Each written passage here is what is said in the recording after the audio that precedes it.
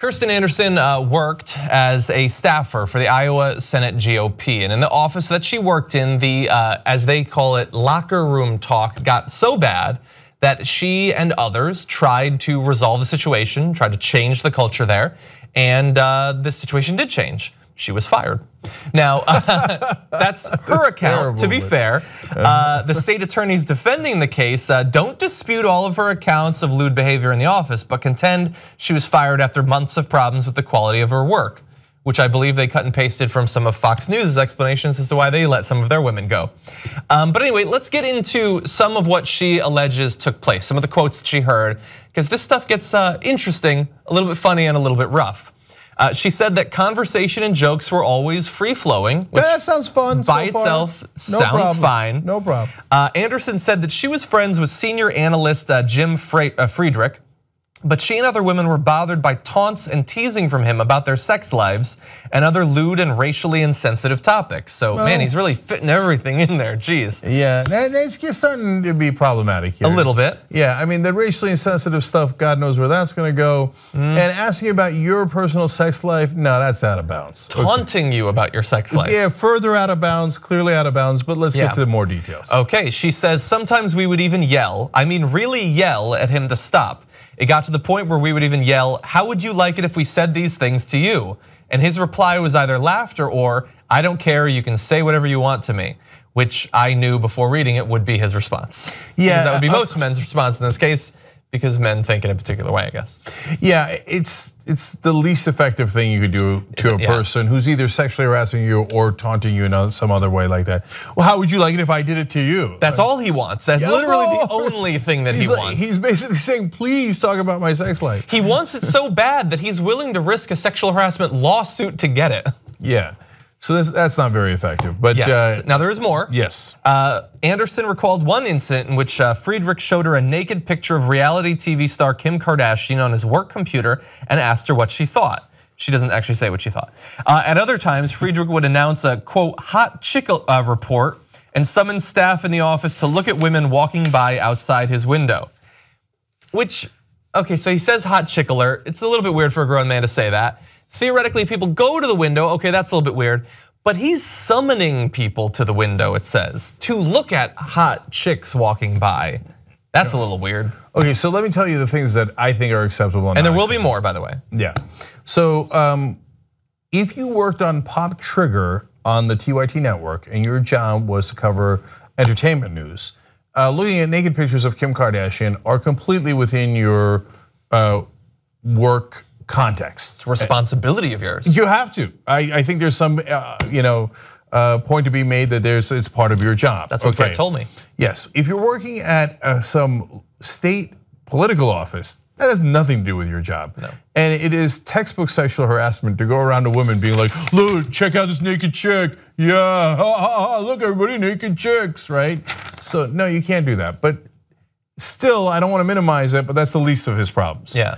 You can't run into an office and be like, hey everybody, check out this hot chick that we all want to stare at. Like you couldn't do that in a normal office, let alone you're at a political office. Yeah. Like you're supposed to be representing the people of Iowa, and meanwhile, you're like, hey everybody, I found somebody that I'd like to leer at. You guys want to leer at him with me? Yeah.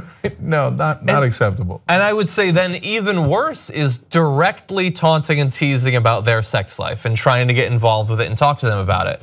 Yeah, in fact, we have him on tape if I could just play that real quick. Please forgive me if I'm being personal, but tell me about your sex life. How did you remember you had that? Because think about it, if you're a staffer, you're Kirsten Anderson, you're just trying to move up in your career, this is probably not where you see yourself ending, and this guy that theoretically has power over the rest of your career is taunting you about your sex life. So what if you don't play along? You don't think it's at least reasonable to think that the woman could be worried about what effect that could have on her career? Of course she's going to. Yeah, look, let me give two more pieces of leeway to guys. And then, I don't know what degree of trouble I'll get in over this, but so if you try one thing and because you're not sure, hey, maybe you want to date somebody at work. Now, by the way, I believe that's perfectly okay. It depends probably on the state that you're in, right? But you ask them out or whatever, and then they say no, and you let it go. I think everybody's going to live. Okay? I think it depends on the power dynamic, but theoretically, if you're not in a management position. But I think in California, even in a management position, now they have to allow you to date people. Okay, so it's getting a little topsy-turvy, but it's okay. But if you then persist, knowing that they're not interested in that kind of talk, whether it was a joke, you asked them on a date, whatever it was, and you continue to persist, dude, that is, again, textbook harassment. Don't come back and then go, how could I have known, right? Yeah. You could say, how could I have known in the first joke, or but you can't say it on the third one or the 18th one. Especially when they're specifically complaining and, in their words, yelling at you to stop. Now, there's a few other things that happen, 3 more things. So this is about Friedrich. He started calling women expletives, especially his wife. This is, I think, after they were on the outs. Their relationship had deteriorated. The jokes increased. The anger towards ethnicities increased. Oh boy. It was very scary. She also said, she told jurors that former Senator Sean Hammerlink, a DeWitt Republican, regularly stopped by the staff office and would comment on the size of certain lobbyists' breasts. Okay, now what's your excuse for that one? I mean, come on, you can't. Of course you can't do that at work. I got something worse for you. Okay. The lobbyists theoretically are of age, at least.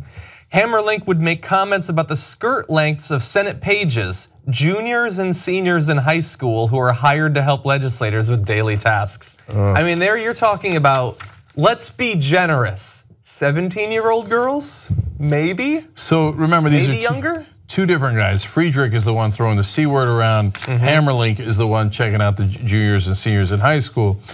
Again, if one reference to the lobbyist breast is already too far in this context, okay? But if you have been, if someone at the office complained and said, I do not like when you mention other women's breast size as a way we should judge them in the work context.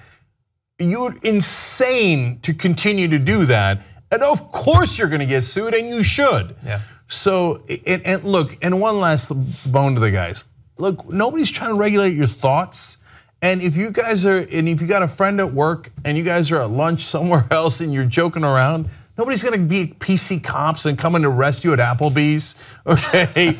But if a person is said at work, you have made them uncomfortable with the sexual things that you're saying, then yes, you're out of bounds. You're out of bounds. You've got to be able to make that distinction. That would seem to be obvious, but apparently on some of them it's not. To be fair to the Republican Party, they are the family values party.